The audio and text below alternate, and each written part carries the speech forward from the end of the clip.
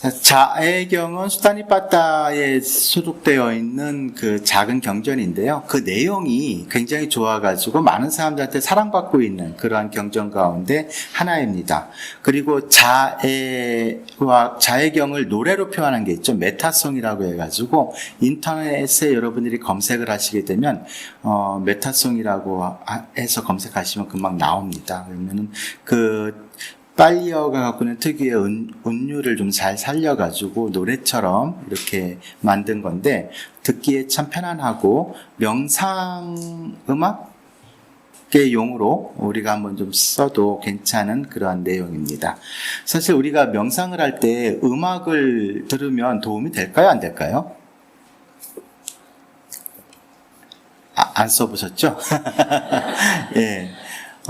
명상을 할 때 음악을 듣는 것은 그다지 권장되지 않습니다.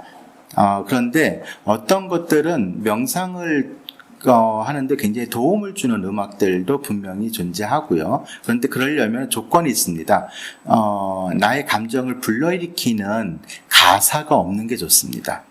가사가 있게 되면 사람들은 그 가사를 음미하면서 명상이 아니고 노래를 감상을 하게 되고 자기 감정에 빠져버리게 되거든요. 그래서 가사가 없는 그리고 멜로디가 뭔가 나의 자꾸 정서를 자극하는 그런 멜로디가 아닌 것들, 그런 것들이 명상을 할 때 우리가 들으면 좋은 음악이라고 이야기할 수가 있겠습니다. 초기 경전을 보게 되면 부처님께서 명백하게 음악은 금지하고 있어요. 음악을 듣지 말아라 라고 이야기를 했는데 부처님께서 그렇게 말씀하신 이유는 감각적 쾌락을 자극하는 것이기 때문에 그렇습니다. 음악에는 그런 요소들이 있죠. 사람들을 좀 미치게 만드는 것도 있잖아요. 그래서 콘서트장 가면 사람들이 막 열광적으로 반응하는 것들이 결국은 자신의 감정들이 이제 밖으로 표출되기 때문인데, 그래서 이 음악을 듣지 말라라고 말씀을 하셨습니다. 그럼에도 불구하고 디가니카야에 사카방아수다라고 해서 제석천 물음의 경이 있습니다. 거기에 반짜시카라고 하는 천신이 등장을 하게 되는데, 이 천신이 부처님께 사랑의 노래를 지어서 올리게 돼요. 근데 그 사랑의 노래가 간다빠 왕의 딸을 연모해서 그 사랑의 열병을 앓고 있는 그 심정을 노래했는데, 부처님께서 그 노래를 들으시고 참 곡조가 아름답고 가사가 참 좋구나, 너는 언제 이렇게 아름다운 사랑의 노래를 지었는가, 이렇게 얘기를 하시거든요. 그런데 그때 이 반짜시카의 노랫말에는 뭐가 담겨 있냐면, 간다빠의 왕의 딸에 대한 사랑의 노래를 부처님에 대한 그 믿음의 노래로, 의미로 바꾸어 놓은 거예요. 그 여인에 대한 막 사랑을 고백하는 듯한 노랫말이었는데, 결국 뒤에 가면은 그렇게 사랑하는 마음을 부처님에 대한 사랑하는 마음으로 이렇게 변화시키는 거죠. 그리고 나에게 무엇인가 조그만한 공덕이 있다면, 아라한이나 부처님을 공경한 또는 공양한 공덕이 있다면 그 공덕을 그대와 같이 나누고 싶다라고 하는, 그래서 그 공덕의 의미를 되새기고 불법성 삼보에 대한 믿음을 불러일으키는 노래였습니다. 그러니까 그런 것들은 부처님께서 보시기에도 우리들에게 올바른 그 믿음을 형성하게 하는데 도움을 준다라고 생각하셔서 참 아름다운 노래구나라고 칭송해 주신 그런 내용들이 등장합니다. 그래서 불교는 기본적으로 여러 가지 방식으로 설명해 볼 수가 있지만 기본 체계는 개정의 사막이죠. 그런데 그 개정의 사막의 밑바탕에는 뭐가 있냐면 공덕행이라고 하는 것이 존재합니다. 그래서 부처님께서 우리 제가자들에게 많이 말씀하신 것들이 바로 보시와 지게의 삶인 거죠. 그 보시와 지게의 삶을 살게 되면은 우리는 천상의 복락을 누리게 된다라고 부처님께서 말씀을 해주셨고요. 그래서 우리가 보시를 한다라고 하는 것은 굉장히 중요한 공덕을 짓는 행위가 되는 거죠. 불교는 누군가에게 복을 비는 종교가 아니죠. 내가 스스로 공덕을 쌓고 그 과보를 받는 종교입니다. 그래서 우리가 다른 사람들을 위해서 내가 해줄 수 있는 물질적, 정신적인 능력이 있다면 그것을 아낌없이 베푸는 그러한 것들이 불교의 아주 중요한 덕목이 되는 거죠. 오늘 살펴볼 자해경은 바로 그러한 내용과 맥락을 같이 한다라고 이야기할 수가 있겠습니다. 지난 시간에 그 파리타수타라고 하는 것에 대한 이야기를 간단하게 말씀을 드렸는데 그 가운데 이제 우리가 오늘 살펴볼 것이 자해경입니다. 지난 시간에는 우리가 보배경에 대한 내용을 살펴보았고요. 오늘은 이제 자해경. 이 자해경은 나쁜 신들의 위해로부터 이제 내가 보호받는 그러한 어떻게 보면 기능이라고 해야 되나요? 능력이라고 해야 되나요? 그 경이 갖고 있는 특징이 있습니다. 그래서 오늘은 자해경을 하나하나 읽어가면서 같이 한번 그 의미를 되새겨 보도록 하겠습니다. 자, 자해경은 이렇게 시작을 합니다. 그래서 먼저 두 개송을 읽고 시작하도록 하겠습니다. 같이 한번 읽도록 하겠습니다. 하나, 둘, 셋. 그 평화로운 경지를 완전히 이해하고서 도덕적 탁월함에 대해 능숙한 사람에 의해서 행해져야 합니다. 그는 유능하고 정직하고 단정하며 온순하고 상냥하고 자만이 없는 자여야 합니다. 만족하고 부양하기 쉽고 해야 할 의무가 적으며 검소한 자이어야 합니다. 고요한 감각기관을 지니고 지혜롭고 겸손하고 다른 사람들의 집에서 욕심을 부리지 않는 자이어야 합니다. 예. 자, 이것이 메타수타를 이제 시작하게 되면 우리가 만나게 되는 경구입니다. 메타는 자가 되는 거죠. 그래서 메타까루나 하게 되면 자비가 됩니다. 자는 다른 사람에게 이익과 행복을 주기 위한 마음이죠. 비는 다른 사람의 고통을 제거해 주기 위한 마음입니다. 그래서 우리가 마음만 갖고 있으면 안 되겠죠. 그 마음을 실천하는 것까지 포함한다라고 우리가 이해를 하면 좋을 것 같습니다. 그래서 자비의 자에 해당하는 것이 바로 메타라고 하는 의미고요. 그 평화로운 경지를 완전히 이해한다라고 하는 것은 열반의 경지라고 얘기해도 되겠습니다. 우리가 열반을 성취하는 것은 다른 문제예요. 그런데 열반이 이런 거구나 라고 하는 것을 이해하는 것은 가능하겠죠. 경전에서 열반에 대한 정의가 나옵니다. 사리푸타 존자뿐만 아니고 부처님께 나아가서 열반이라고 도대체 이야기를 하시는데 열반이란 무엇입니까? 라고 하는 질문에 명백하게 이렇게 답변하십니다. 열반이란 탐진치의 소멸이다 라고 명백하게 경전에서 말씀을 하고 계십니다. 탐진치가 소멸된 상태가 열반인 거죠.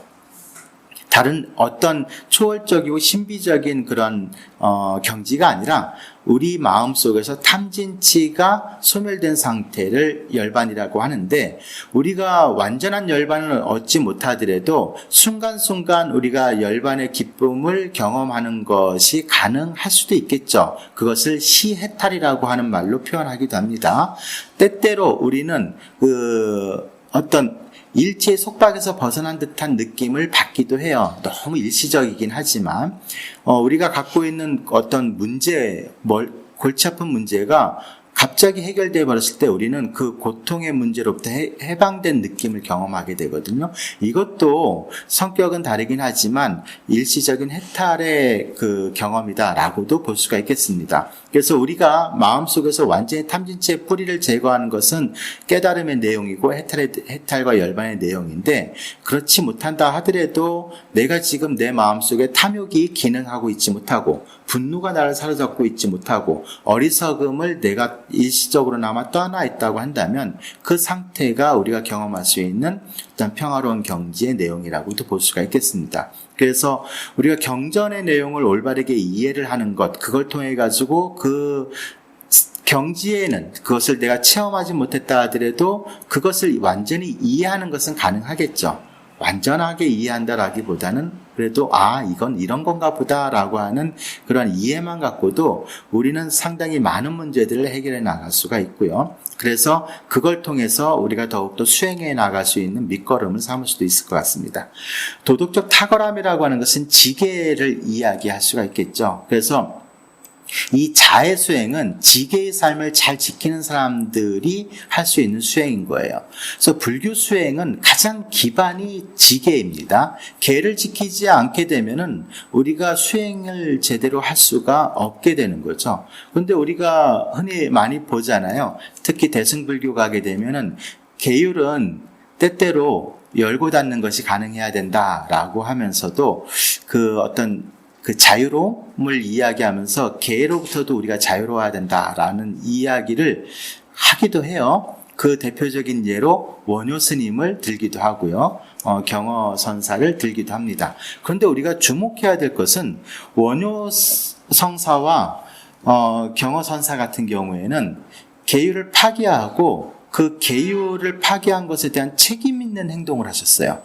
원효 스님께서는 승복을 벗으셨습니다. 그리고 스스로 소성거사라고 칭하셨고요. 경어선사께서도 산수갑산으로 몸을 숨기셨죠. 그리고 비승비석으로 사시면서 이제 아이들에게 공부도 가르치시고 훈장 역할도 하시면서 생활을 하셨습니다. 즉 계율을 파괴한 이상 승복을 입고 사람들로부터 존경을 받는 것을 스스로 포기하신 거거든요.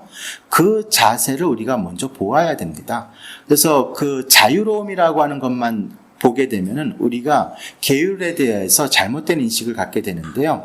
진정한 자유는 계율이 내면화돼서 계율이 그냥 나의 삶이 되어야 되는 거죠. 그래서 어떤 행동을 한다 하더라도 계율에서 벗어나지 않는 행위가 됐을 때 그게 자유로움인 거거든요.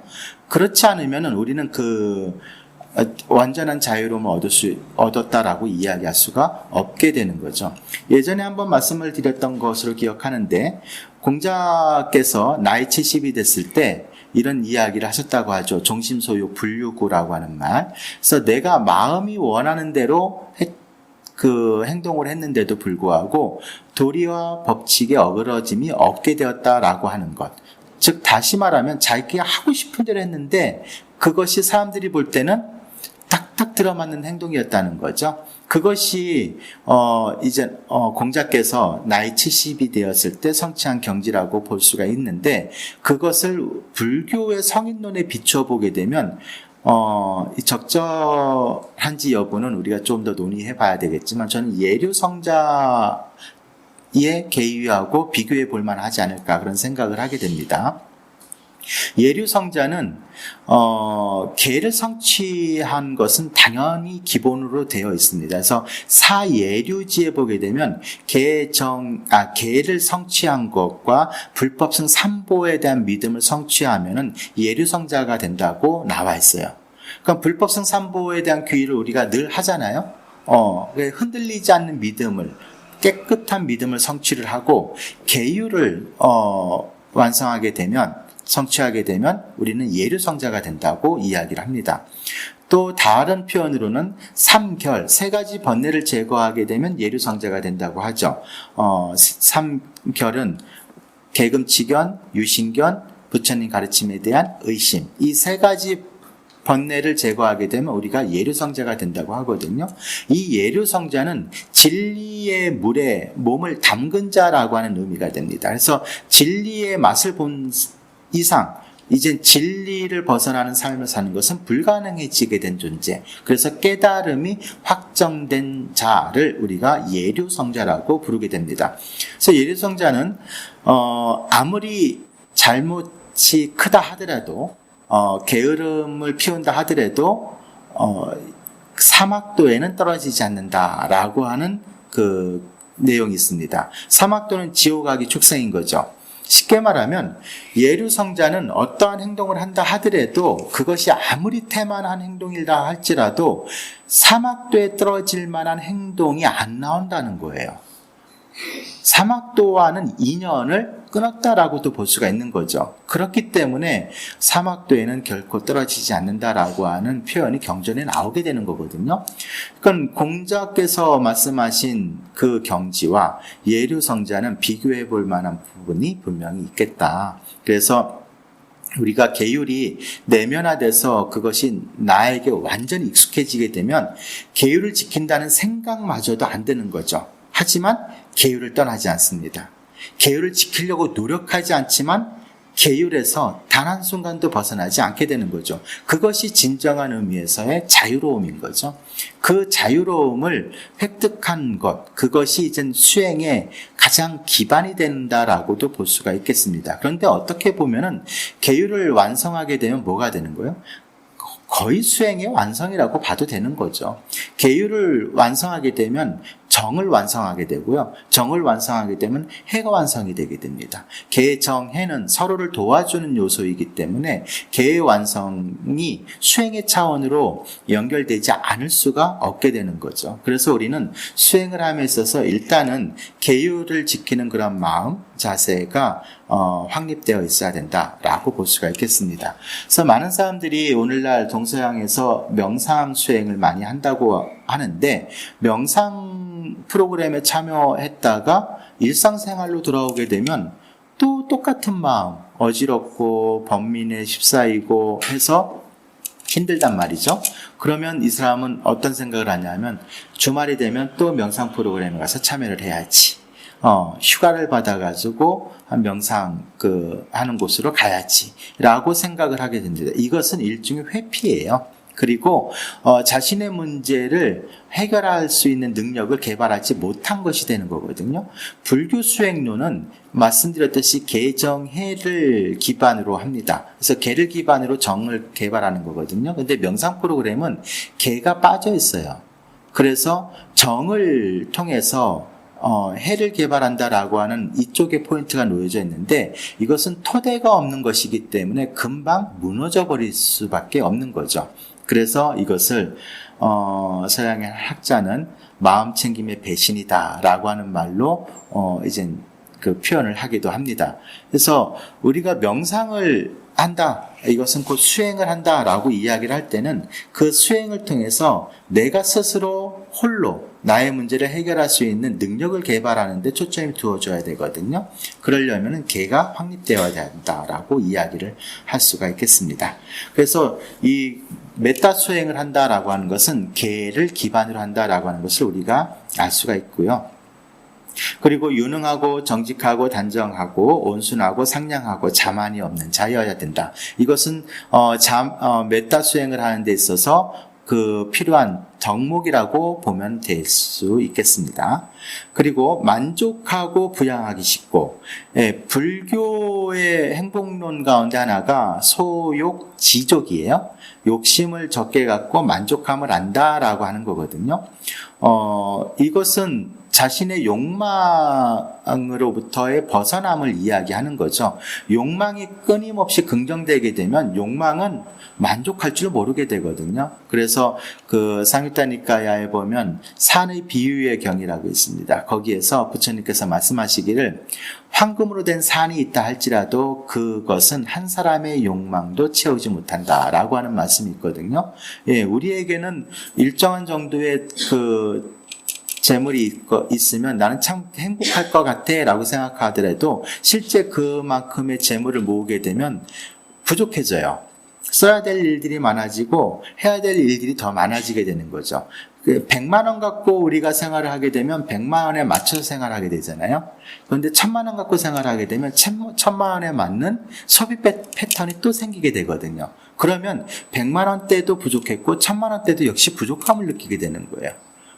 그러면 1억을 줘도 역시 그에 맞는 생활 패턴이 생기게 되면 역시 또한 풍족함을 느끼지는 못하게 되는 거죠.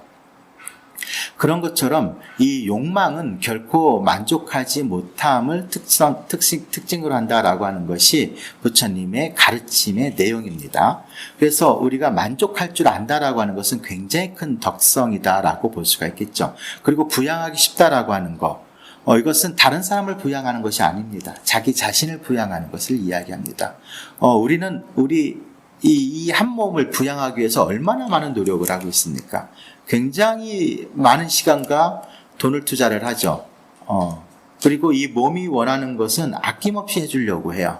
그래서 이 감각적 쾌락을 위해서 우리는 시간과 돈을 이젠 허락하는 범위 내에서 최대한 투자를 하려고 하죠. 부양하기가 굉장히 어려운 존재인 거예요, 우리는. 그래서 때가 되면은 옷도 계절에 맞춰서 입어줘야 되죠. 근데 계절에 맞는 옷만 있으면 안 되잖아요. 행사장에 갈 때 입는 옷이 또 따로 있어야 되고요. 또 행사장에 갈 때 친구들 만날 때 가져가야 될 백도 필요하고요. 그리고 자동차도 필요하고요. 그리고 맛있는 것도 먹어줘야 되고요. 그리고 좋은 곳도 가서 구경시켜줘야 되고요. 그리고 좋은 집도 필요하고요. 또 때때로 오락도 해줘야 되고요. 그러니까는 이 몸을 위해서 우리가 해줘야 될 게 굉장히 많이 있는 거예요. 그래서 부양하기가 참 어려워요. 그런데 메타 수행을 하기 위해서는 뭐가 있어야 돼요? 자기 자신을 부양하는 것이 참 손쉬워야 됩니다.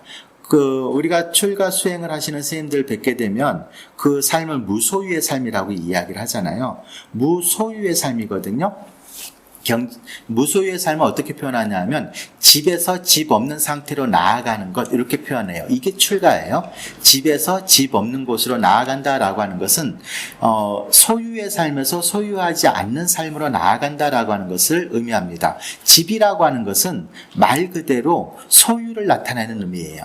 그 소유에는 물질적 소유와 정신적 소유가 있죠. 정신적 소유에는 가족관계, 친구관계, 사회적 관계, 명예, 권력, 이런 것들이 다 그 정신적 소유라고 볼 수가 있겠죠. 물질적 소유는 우리가 말할 필요도 없고요. 그래서 이 두 가지를 포기한 삶이 출가의 삶인 거예요.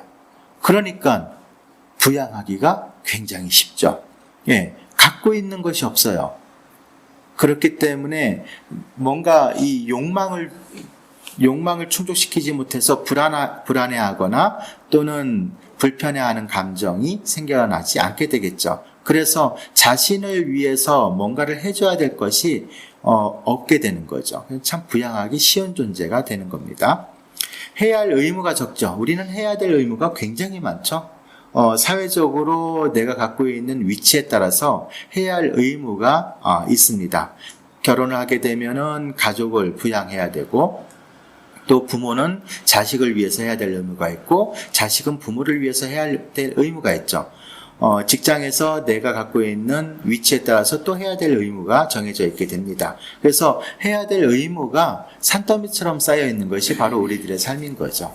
그래서 그러한 측면에서 볼 때 해야 할 의무가 적고, 검소한 삶을 살 수 있는 사람, 이런 사람들이 이제 메타 수행을 할 수 있는 어떤 토대를 갖고 있는 사람들이다라고 볼 수가 있겠죠. 그렇다면 우리가 메타 수행을 하기 위해서는 적어도 이러한 상태가 되기 위해서 나의 삶을 정돈해 줄 필요가 있는 거죠.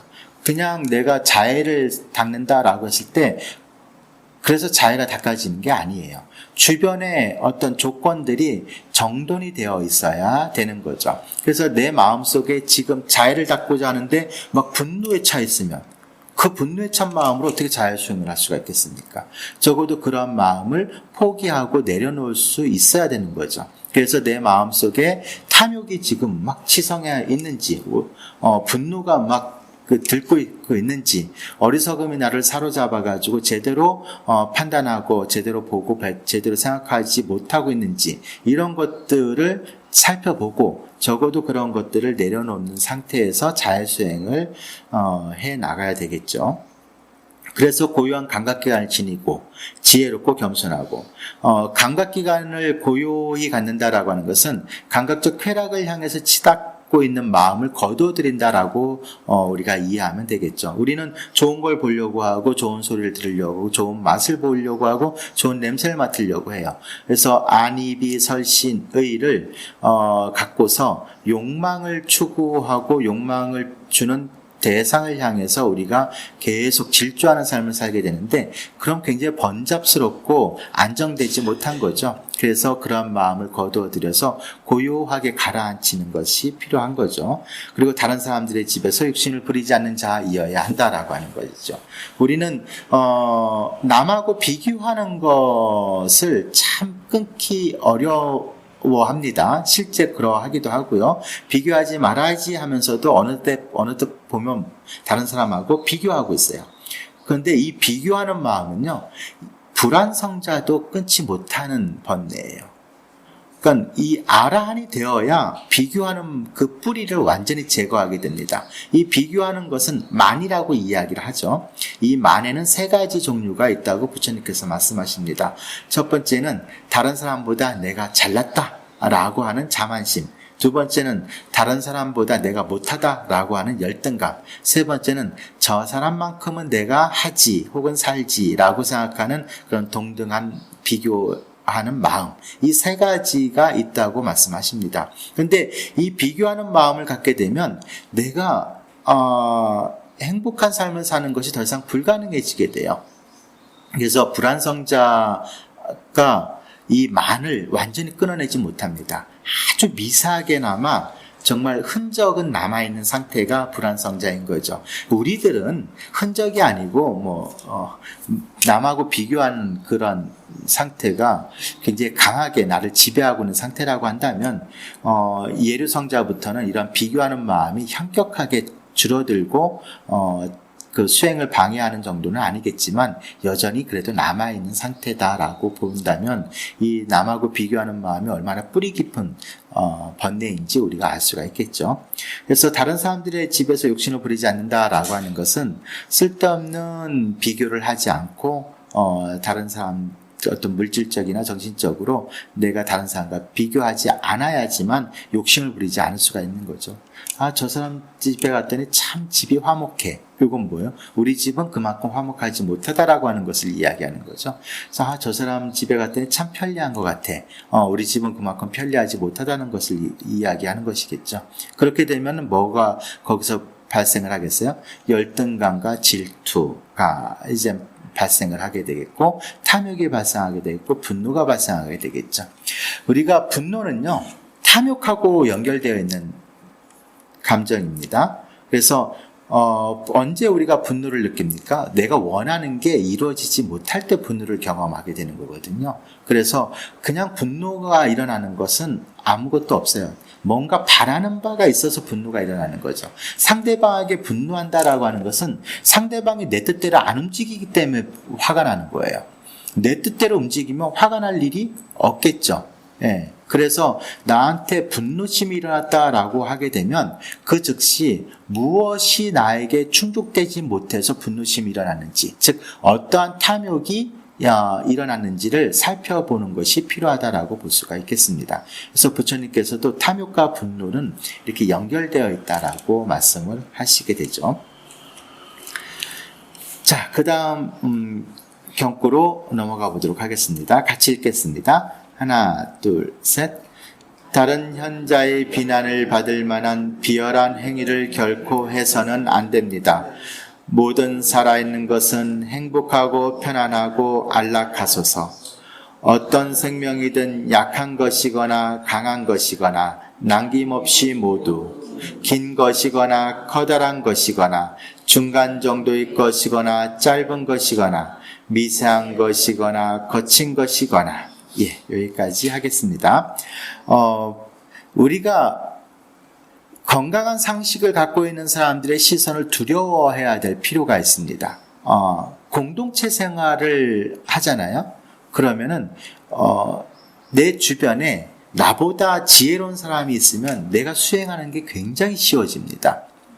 그래서 부처님께서 그 우기나 이런 수행을 할 때는 그 다른 벗들과 같이 수행할 것을 권장을 하시죠. 물론 혼자 수행하시는 분들도 많았습니다. 그런데 그것은 혼자 수행할 수 있는 이 토대가 완전히 잘 갖추어진 분들에게 이익이 있지, 혼자 수행할 수 있는 힘이 없으면 오히려 혼자 수행하는 것은 수행의 퇴보를 가져오기가 쉽습니다. 그래서 우리 승가에도 보게 되면 스님들이 대방 생활한다고 하거든요. 큰 방에서 같이 수행하세요. 그것이 수행을 하는데 굉장히 큰 도움을 줍니다. 우리도 여기 정사에 와가지고 다른 도반들과 같이 수행을 할 때 내 몸이 좀 더 가지런해지게 되거든요. 내 마음이 좀 더 가지런해지게 됩니다. 그래서 수행하기가 굉장히 좀 편해지게 되죠. 그런데 혼자 수행하려고 하면 좀 어려워집니다. 더군다나 이 나를 둘러싸고 있는 여러 가지 환경들이나 사람들이 나보다 못한 사람들로 득실거리면 수행은 못합니다.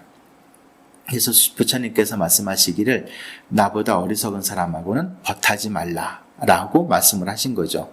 어리석은 사람하고 벗하는 것은 현명한 처신이 아닌 겁니다. 그래서 반드시 나보다 뛰어난 사람하고 벗하려고 노력을 해야 되고요. 다른 사람하고 나보다 뛰어난 사람하고 벗하려고 하면 그 사람 입장에서 보면 내가 어리석은 사람 아니에요. 그럼 그 사람이 저하고 같이 어울리려고 하겠습니까? 그러니까 나를 발전시켜 나가려고 하는 강한 의지가 있어야 되겠죠. 그래서 나의 덕성을 함양시키고 발전시키려고 도덕적인 어떤 그 능숙함을 갖고 있어야지 다른 사람이 저와 같이 어울려 줄 수가 있겠죠. 내가 방탕한 생활을 하게 되는데 다른 사람이 나를 같이 가까이 지내면서 생활하지는 않을 거 아니겠습니까? 그래서 우리가 다른 현명한 사람의 시선을 두려워할 줄 알아야 돼요. 부처님께서 이런 것들을 굉장히 강조를 많이 하셨습니다.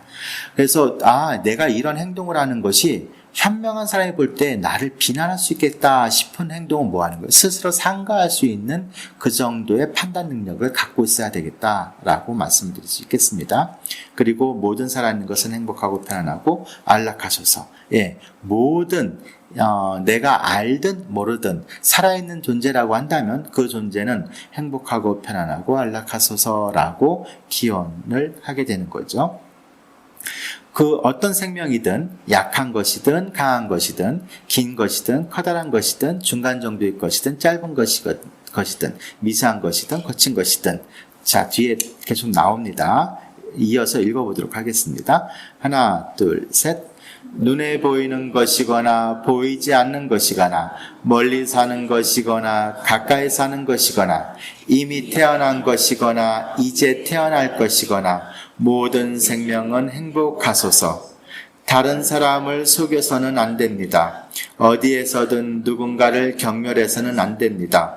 증오 때문에 분노와 같은 상념 때문에 서로의 고통을 바라서는 안 됩니다.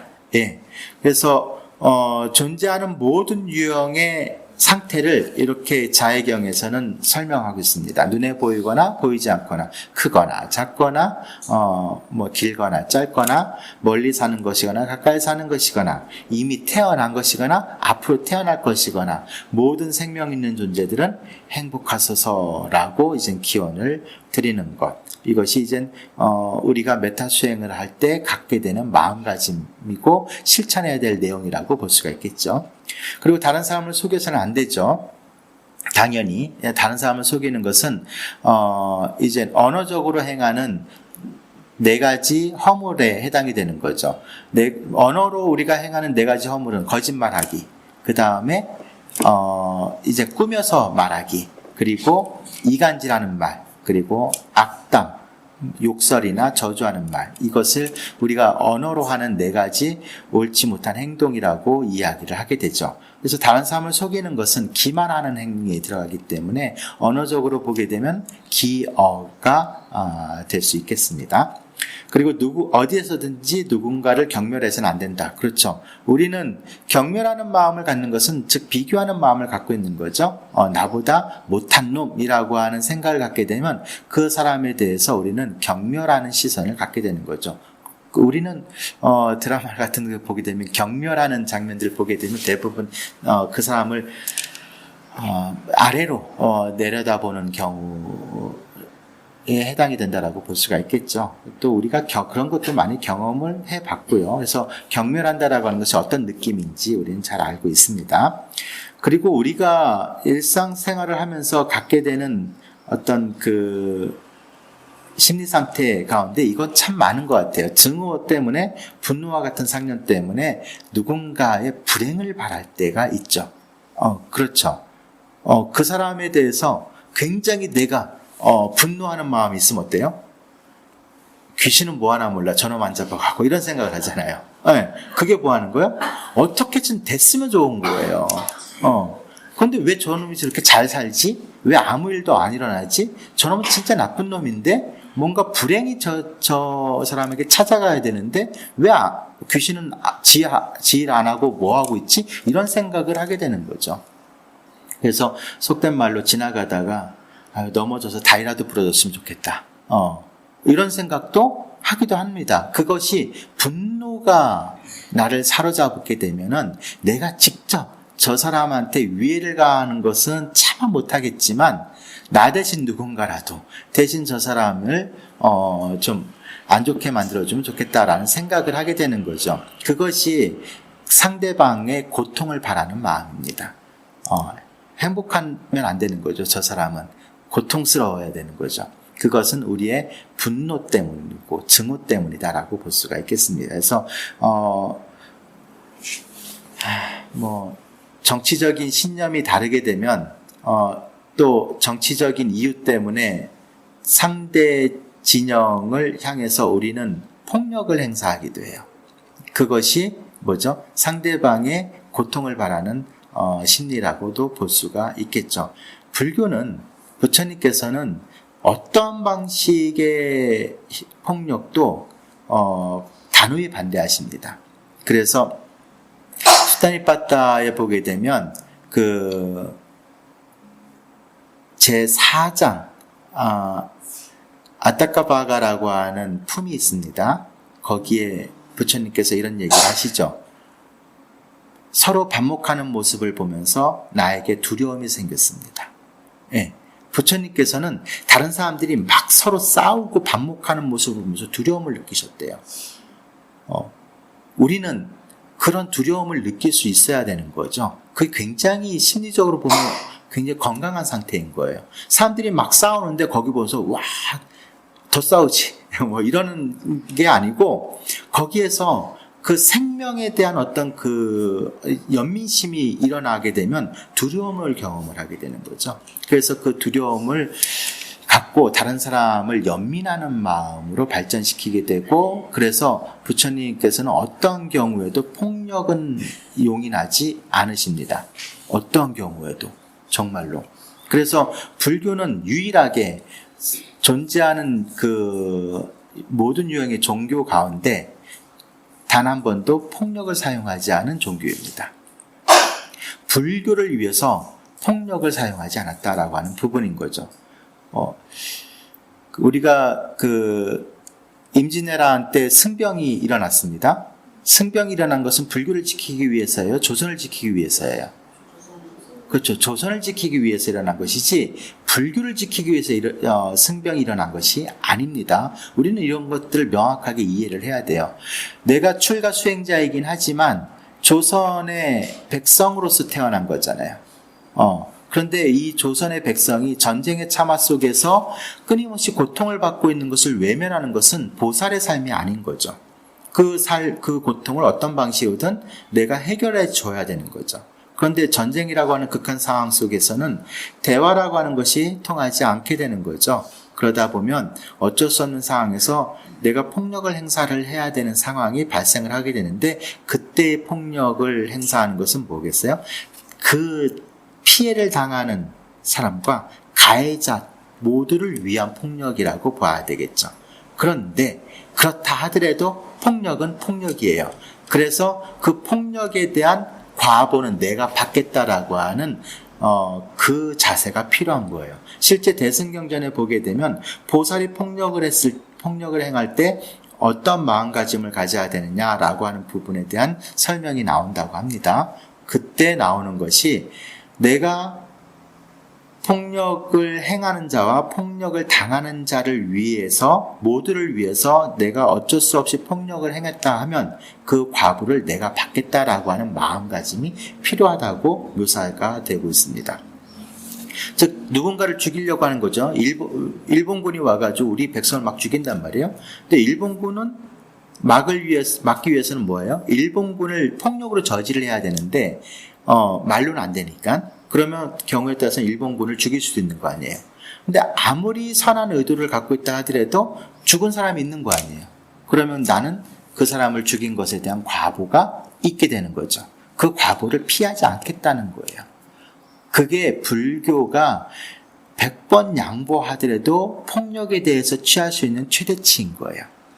어떠한 경우에도 폭력을 행했을 때 그것이 부처님의 칭찬을 받는 일은 없는 거예요. 그런데 다른 종교 같은 경우에는 그 자신의 종교를 위해서 폭력을 행사했을 때 신의 구원을 받는다라고 하는 말을 하기도 하죠. 대표적으로 이건 잘못된 믿음인 거고 잘못된 해석이라고 봐야 되는데, 옛날 9.11이라는 자살폭탄 테러라든가 이런 것들을 하게 되면 그걸 통해서 구원을 받는다라고 하는 신념을 갖게 되니까 그런 행동을 하는 거죠. 잘못된 신념인 거죠.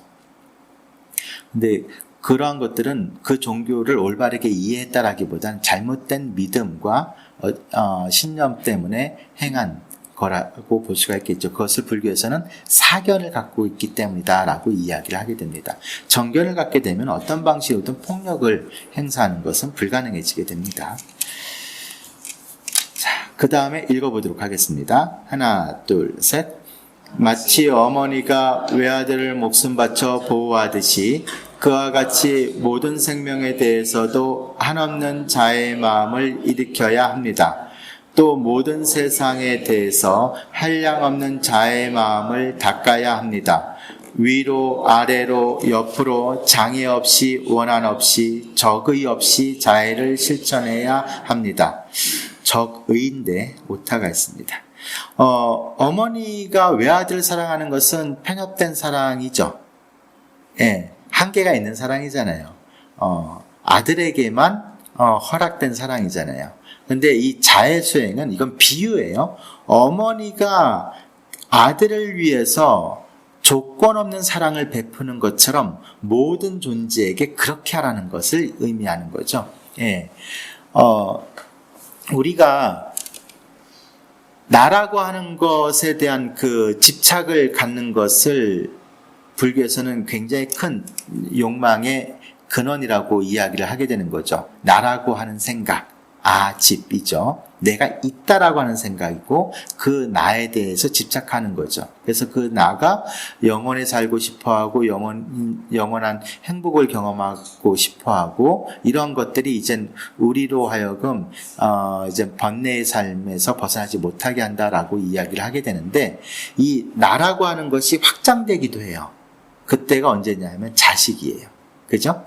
자식까지가 내가 되는 경험을 부모들은 합니다. 그래서 자식이 아프면 내가 아파요. 차라리 내가 아프면 속편하지. 자식이 아픈 꼴을 못 보겠는 거예요. 자식이 잘 되면 그건 내가 잘 된 거예요. 그래서 자식이 잘 됐을 때 시기하는 마음이 안 일어나요.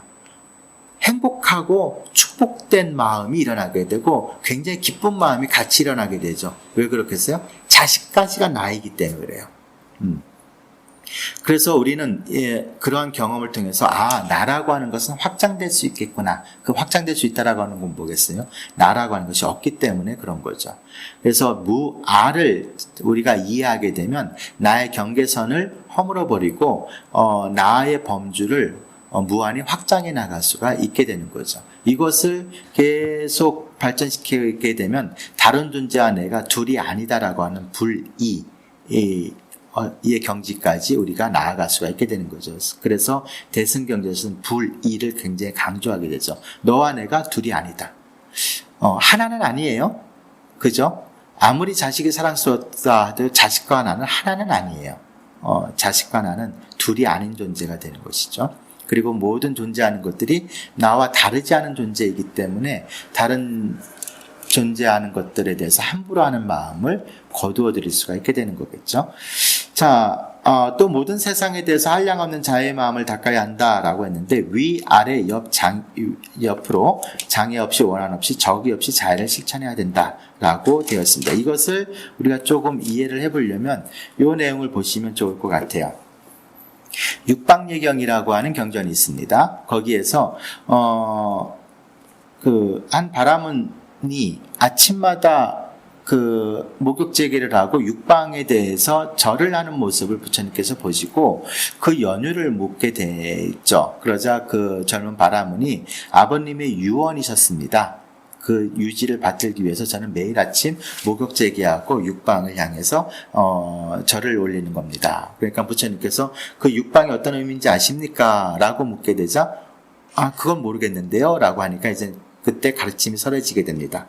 육방은 동쪽은 부모고요. 남쪽은 스승이고 서쪽은 처자식, 북쪽은 친구와 동료, 아랫방향은 하인과 고용인, 윗방향은 수행자와 성직자로 되어 있습니다. 수행자는 사문을 번역한 거고요.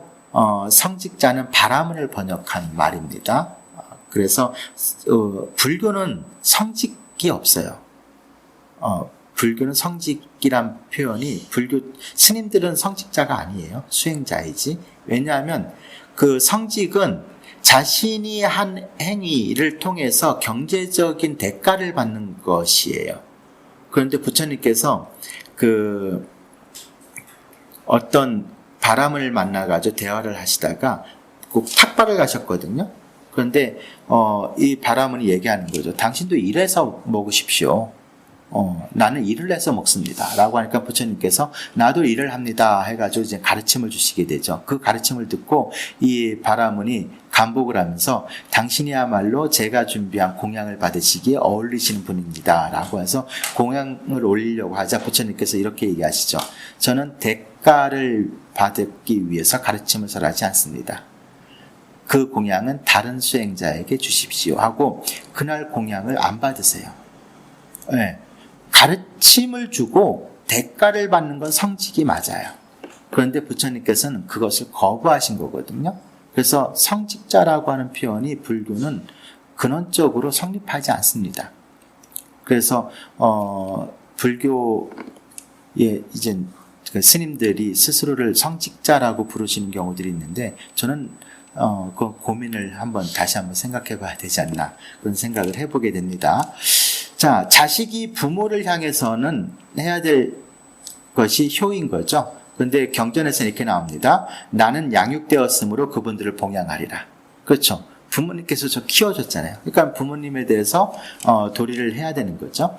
나는 그분들에게 의무를 다하리라. 나는 가문의 전통을 이으리라. 나는 상속을 승계하리라. 돌아가신 다음에는 그분들을 위해 공양을 올리리라. 이것이 자식이 부모에게 해야 될 의무인 거죠. 부모가 자식을 향해서 해야 될 의무는 악한 것으로부터 보호해주고 선한 것을 확립하게 해주고 기술을 배우게 하고 어울리는 아내를 맞이할 수 있게 해주고 적당한 때에 유산을 물려주는 것이다 라고 되어 있는 거죠. 그리고 제자가 스승에게 해야 될 의무가 있습니다. 일어나 맞이하는 거죠. 스승님이 들어오시는데 딱 하고 앉아있으면 안 되는 거죠. 당연히 일어나야 되는 거죠. 시중을 들어야 되는 거고 열의를 보여야 돼요. 배우려고 하는 열의를 보여줘야 되는 거고 봉사하고 성실하게 기술을 습득하는 거죠. 스승으로부터 배워야 될 것을 성실하게 배운다는 거죠. 스승이 제자에게 해야 될 의무는 잘 배울 수 있도록 훈련시켜주고요. 잘 이해하도록 이해시켜주고요. 기술을 모두 배우도록 가르쳐주고요. 좋은 친구와 동료를 잘 소개시켜주고요. 그리고 모든 방향에서 안전할 수 있도록 강구해주고 이것이 스승이 제자에게 해줘야 될 내용이라고 부처님께서 말씀하시는 겁니다. 남편이 아내에게 해야 될 의무가 있는 거죠. 존중해야 됩니다. 멸시하지 않아야 되고요. 신의를 저버려서는 안 되는 것이고요. 그리고 권한을 부여하는 것이죠. 그렇죠. 그 재산을 관리할 수 있는 권한을 아내에게 부여하는 겁니다. 그리고 장신구를 제공해야 돼요. 그래서 부처님께서 말씀하시죠. 때때로 장신구를 제공하라. 예, 요즘은 뭐겠어요? 때때로 부인이 원하는 걸 해줘야 되는 거죠. 가방을 원하면 가방 사줘야 되고, 예, 목걸이가 필요하면 목걸이 사줘야 되고, 그게 이제 남편이 아내에게 해줘야 될 내용으로 소개가 되고 있습니다. 아내가 남편에게 해야 될 의무, 맡은 일을 잘 처리해야 되죠. 주변 사람들에게 친절하게 대해야 되는 거고요. 신의를 역시 저버려서는 안 되고, 재물을 잘 보관해야 됩니다. 남편이 경제 활동을 통해서 갖고 온 재물을 잘 보관하는 것은 아내의 역할인 거죠. 모든 해야 할 일에 유능하고 게으름 피우지 않아야 된다. 이것이 아내가 남편에게 해야 될 의무로 제시가 되어 있습니다.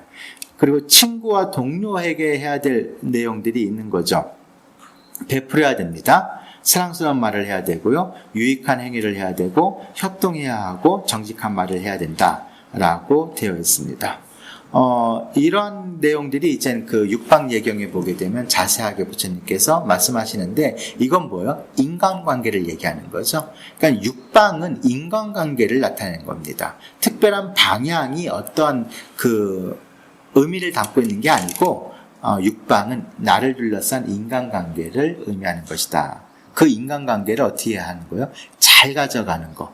사실은 우리가 살아간다라고 하는 것은 인간과의 관계를 잘 가져간다는 의미 아니겠습니까? 내가 내 주변 사람과 어떤 인간관계를 갖는지에 따라 가지고 내 삶이 행복해지기도 하고 불행해지기도 하는 거거든요. 그래서 6방향을 향해서 우리가 공경한다라고 하는 것은 나를 둘러싼 사람들에게 공경하는 마음을 갖는다라고 하는 의미로도 이해해 볼 수가 있겠습니다. 자, 그 다음 내용으로 넘어가 보도록 하겠습니다. 같이 읽겠습니다. 하나, 둘, 셋. 서 있거나 가고 있거나 앉은 상태이거나 누워 있거나 그가 잠에서 깨어 있는 한 이 사띠를 확립해야 합니다. 세상에서 사람들은 이것을 청정한 경지라고 말합니다. 예. 밑에 또 있군요. 예, 마저 하겠습니다. 하나, 둘, 셋. 계행을 갖추고 통찰에 의해 갖추어진 자는 그릇된 견해를 받아들이지 않고서 온갖 욕망의 대상에 대해서 탐욕을 포기하고서 결코 다시는 모태에 들지 않습니다. 예, 여기까지가 이 메타스타의 전부입니다. 자, 서 있거나 가고 있거나 앉은 상태이거나 누워 있거나 행주자와죠. 예, 행주자와 우리가 생활할 수 있는 모든 때에 잠에서 깨어있는 한, 이 사띠는 뭐겠어요?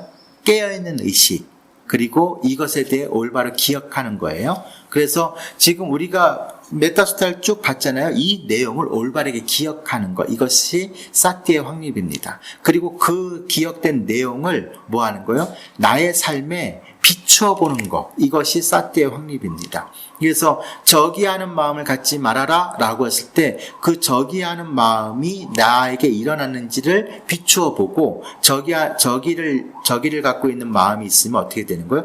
그 마음을 포기해야 됩니다. 그래서 이 포기한다라고 하는 것이 굉장히 중요합니다. 포기하지 않으면 이 저기의 마음으로부터 내가 자유롭지 못하기 때문에 그래요. 그래서 이 사띠를 확립한다라고 하는 것은 그러한 덕성을 내가 갖추기 위해서 반드시 필요한 거고요. 불교 수행에서 사띠는 굉장히 중요합니다. 윗바사나 수행을 할 때도 사띠가 핵심이고요. 사마타 수행을 할 때도 이 사띠가 수행이에요. 모든 수행을 할 때 이 사띠가 확립되어야지 우리가 제대로 수행을 하게 됩니다. 연부를 하더라도 이 사띠가 있어야 되고요.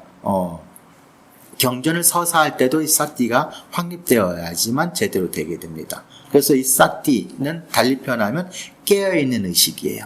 늘 깨어 있어야 됩니다. 내가 갖고 있는 편협된 생각이나 선입견을 버리고 맑고 깨끗하게 깨어있는 의식을 갖고 있어야 되는 거죠. 그 상태에서 부처님의 가르침에 대해서 올바르게 기억하고 있으면 이것을 우리가 사띠가 확립되어 있다라고 이야기를 하게 되는 겁니다. 이 사띠의 가장 기본적인 측면이 기억이거든요. 기억해야 될 바를 올바르게 기억하는 것, 이것이 사띠의 확립입니다. 우리는 기억해야 될 게 뭐겠어요? 부처님의 가르침인 거죠. 예, 부처님의 가르침을 올바르게 기억하고 있어야 돼요. 그래야 내 삶이 부처님의 가르침에서 벗어나지 않을 수 있게 됩니다. 근데 부처님의 가르침을 잘못 기억하고 있거나 잘못 이해하고 있으면 어떻게 되겠어요? 이것은 잘못된 나의 어떤 삶의 방향성을 갖게 되게 되는 거겠죠. 그래서 이 사티를 확립한다라고 하는 것은 그 두 가지 의미라고 보시면 되겠습니다. 이것을 사람들은 청정한 경지라고 말한다는 거예요. 그리고 계행을 갖추고, 다시 계와 관련된 내용이 나옵니다. 통찰에 의해서 갖추어진 자는 그릇된 견해를 받아들이지 않는 것이죠. 잘못된 견해를 받아들이게 되면 우리는 잘못된 생활을 하게 되는 거죠. 그래서 올바른 견해를 갖고 있어야 올바른 삶을 살 수가 있게 됩니다. 팔정도를 보게 되면 정견이 첫 번째죠. 그 다음에 정사유가 들어오고, 그 다음이 뭐예요? 정업, 정명이잖아요. 이게 올바른 생활 습관인 거잖아요. 그래서 이 정업, 정명이라고 하는 것이 가능해지기 위해서는 정견과 정사유가 있어야 돼요. 견해가 올바르고 사유가 올바라야 됩니다. 그래야지 우리가 올바른 삶을 살 수가 있는 거죠. 산다는 것은 생각하고 행동하고 말하는 것이잖아요. 그러니까 우리의 신구의가 올바르게 되기 위해서는 견해가 올바라야 된다라고 볼 수가 있겠죠. 그리고 온갖 욕망의 대상에 대해서 탐욕을 포기하는 것, 다시 한번 나옵니다. 욕망의 대상에 대해서 탐욕을 포기해야지 뭐가 돼요? 다시는 모태에 들지 않게 되는 거죠. 모태에 든다라고 하는 것은 윤회의 삶에서 벗어나게 된다라고 하는 것을 말합니다. 말하자면 지금 우리가 메타수타를, 이 짧은 경을 살펴보았지만 이 메타수타에 나와 있는 내용만 잘 수행하더라도 뭐 한다는 거예요? 해탈한다는 거예요. 열반을 성취한다라고 하는 것이죠. 윤회로부터 우리가 벗어날 수 있음을 이야기하는 겁니다. 그래서 불교 수행론 가운데 자비희사라고 하는 사무량심이 있습니다.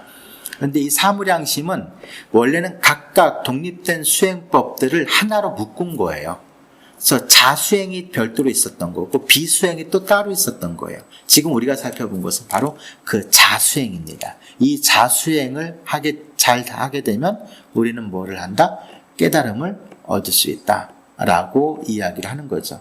윤회를 벗어난 것은 깨달음에 대한 의미입니다. 모태에 들지 않는다라고 하는 것, 윤회의 삶을 끊었다, 종식했다라고 하는 의미로 우리가 이해해 볼 수가 있을 것 같습니다. 그래서 이 자해경을 매일 아침 독송하고 서사하게 되면 큰 공덕이 있는 거죠. 정말로 큰 공덕이 있습니다. 그래서 원래 경전의 서사 공덕이 오래전부터 강조가 되어 있었죠. 옛날에 서사 공덕은 뭐예요? 이 종이 이 경전을 보기가 쉽지가 않잖아요. 그러니까 경전을 제작한다는 의미거든요. 그래서 그것을 유포시키니까 굉장히 큰 공덕이 있다라고 얘기를 하는 건데, 지금도 여전히 유효한 거죠. 어느 시대가 됐든 부처님의 가르침을 서사하는 것은 반드시 공덕이 따르게 됩니다. 그리고 서사할 때 뭐가 있어요? 잘 기억이 돼요.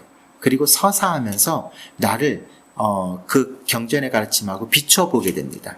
그래서 이 사띠가 개발될 수 있는 토대가 또한 서사라고 하는 방식이 될 수 있습니다. 이거 쓰는데 한 10분 정도밖에 안 걸려요. 10분 정도는 매일 아침 투자하셔도 투자 대비 효과가 큽니다. 가성비가 굉장히 좋은 수행법이에요. 그래서 금강경이나 법화경이나 화엄경을 서사하려면 아주 오랜 시간을 우리가 들여야 되잖아요. 그런데 이 메타수타 같은 경우에는 아침에 일어나가지고 세수하고 맑은 정신으로 이렇게 쓰게 되면 한 10분 정도면은 충분히 가능합니다. 한번 해보시기를 권해드립니다.